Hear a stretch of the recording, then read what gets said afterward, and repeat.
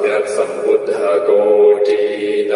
सश्रावकसङ्घानां नमो लोके अघतां नमः श्रोतापन्नानां नमः सकृदागामिनां नमः अन्नागामिनां नमो लोके सम्यक्तानां सम्यक् प्रतिपन्नानां नमो देवहीनां नमः सिद्धविद्याधारहीनां शापानुग्रहसम्मर्धानां नमो ब्रह्मणे नमः इन्द्राय नमो भगवते रुद्राय